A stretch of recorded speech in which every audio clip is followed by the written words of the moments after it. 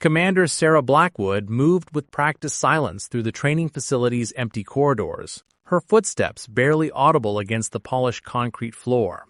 At 48, her body carried the invisible weight of 25 years as a Navy SEAL, countless operations, 5 major conflict zones, and scars both visible and hidden. The fluorescent lights cast harsh shadows across her face, highlighting the determination etched into every line. The remote Wyoming facility stood isolated against the approaching dusk, mountains rising in the distance like silent sentinels. Sarah had arrived that morning as a consultant, invited to evaluate new combat protocols before implementation.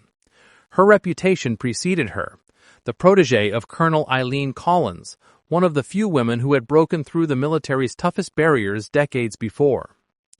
Sarah's hand instinctively brushed against the holstered M1911 pistol at her hip. The weapon had belonged to her father, a Vietnam veteran who'd modified it himself. He'd given it to her the day she completed Bud's training, a gesture that spoke volumes from a man of few words. The pistol represented a legacy of service that stretched back generations in the Blackwood family. The facility had emptied for the evening, most personnel retreating to the barracks or the small officers' club on the eastern edge of the compound. Sarah preferred these quiet moments to inspect the training areas without distraction. Tomorrow's demonstration would require precision timing, and she wanted to familiarize herself with every corner of the tactical simulation room. As she rounded the corner toward the east wing, Sarah noticed a shadow move unnaturally across the wall ahead. Her senses, honed through countless high-risk operations, immediately heightened. The facility should have been nearly empty at this hour. She slowed her pace, listening intently for any sound that didn't belong. Earlier that day, she had noticed Sergeant James Mercer watching her briefing with unconcealed contempt. The Marine had made several pointed comments about lowering standards and political appointments within earshot. Sarah had ignored him, having dealt with similar attitudes throughout her career. But something about his eyes had troubled her, a simmering rage that seemed directed specifically at her presence. Command had warned her about resistance to the new integrated combat protocols she was helping implement. Not everyone's on board with the changes, Colonel Patterson had said during their last video conference, especially some of the old guard who think special operations should remain exclusively male territory. Sarah paused at the junction of 2 corridors, her back against the wall. The facility's ventilation system hummed steadily, but beneath it, she detected the sound of controlled breathing, someone trying to remain undetected. 25 years of operational experience told her this was no chance encounter. The weight of her father's pistol offered reassurance as she calculated her options. The nearest alarm was 30 meters back. The security office was closed for the night shift change. Communication systems were located in the central command room, 2 floors up. Sarah had survived ambushes in Kandahar, extraction operations gone wrong in Somalia, and close-quarters combat in conditions that would break most soldiers. Whatever waited around that corner, she was prepared. The training that began under Lieutenant Susan Ahn Cuddy's revolutionary combat program had become second nature, a part of her DNA. As she prepared to move forward, she recalled the intelligence briefing from earlier that week. Reports of increasing hostility toward female operators had been documented at 3 separate facilities. What had seemed like isolated incidents now felt connected to whatever was unfolding in this darkened corridor. The shadow moved again, more deliberately this time. She took a deep breath, centering herself as she'd been taught.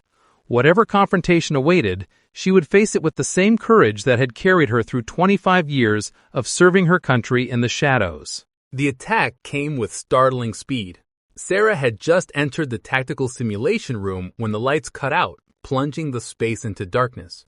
Her eyes hadn't fully adjusted when Sergeant Mercer's voice cut through the blackness. "Women like you are destroying everything we built," he snarled, his voice echoing off the walls, making it impossible to pinpoint his location. "Playing dress-up as operators while real warriors die." Sarah dropped into a defensive stance, her back against the wall. The room, designed to mimic urban combat scenarios, was filled with movable barriers and structures, perfect for an ambush.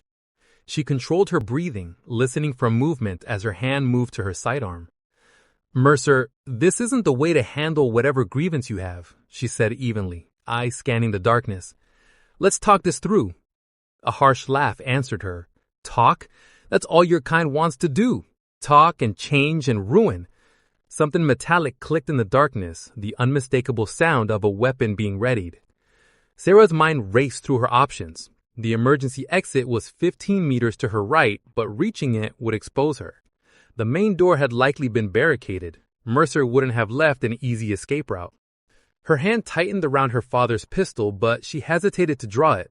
Despite the threat, she wanted to resolve this without bloodshed if possible. "You don't know me, Mercer.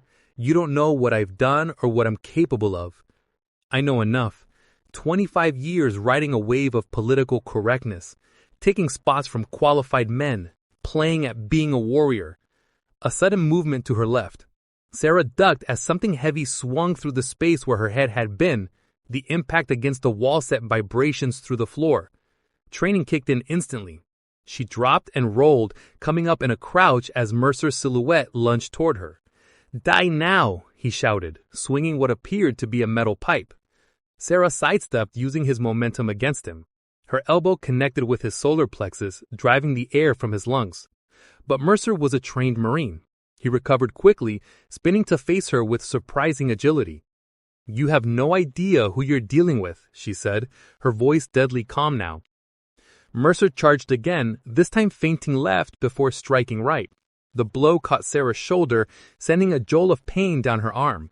She stumbled back, colliding with one of the room's concrete barriers.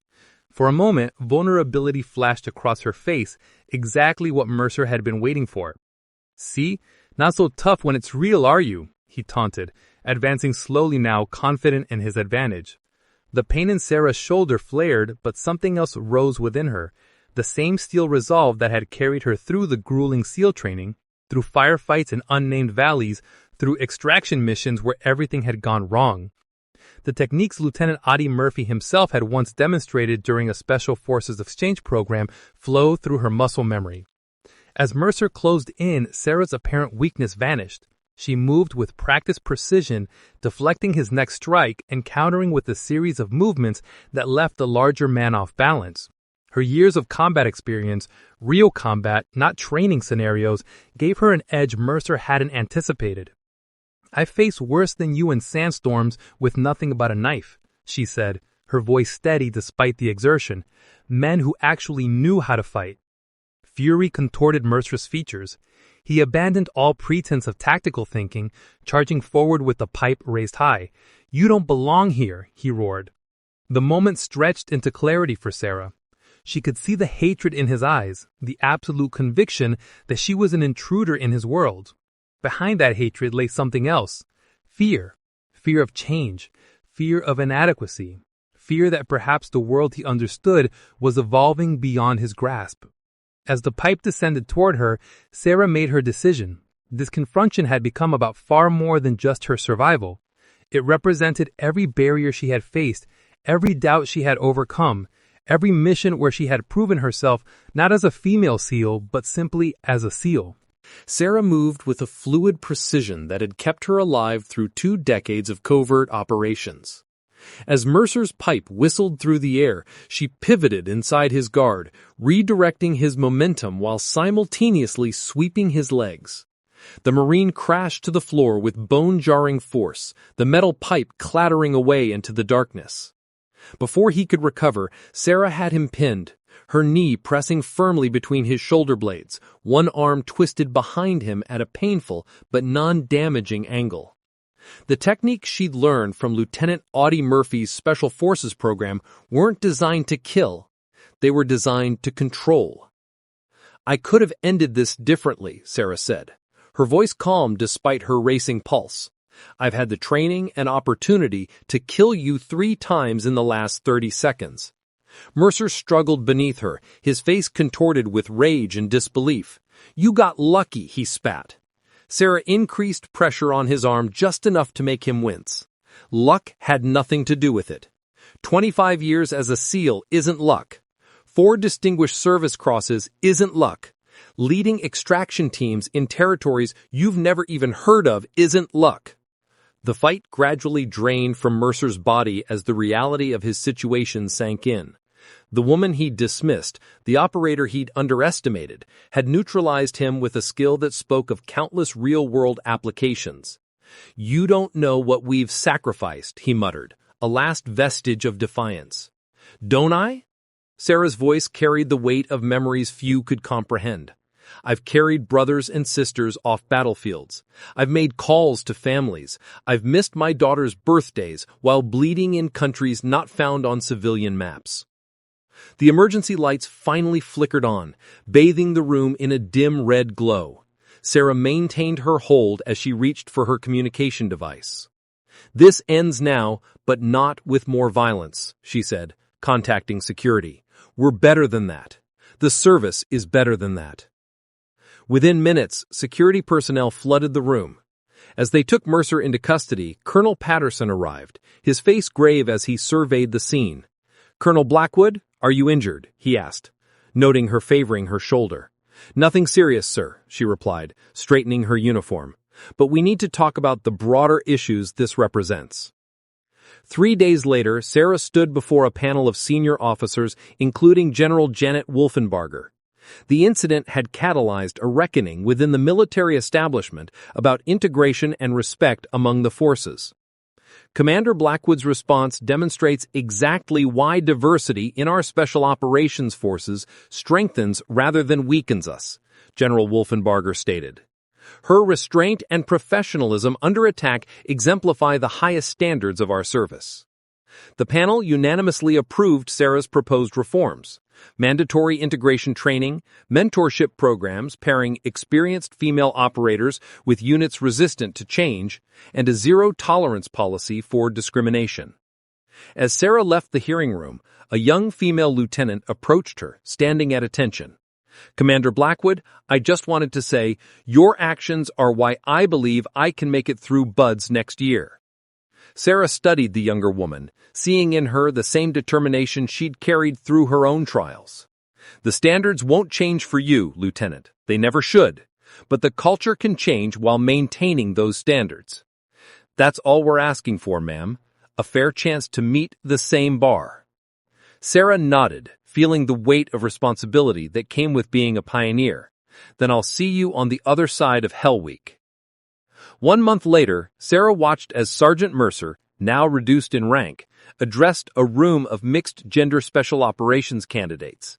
Part of his rehabilitation included acknowledging his actions and the flawed thinking behind them.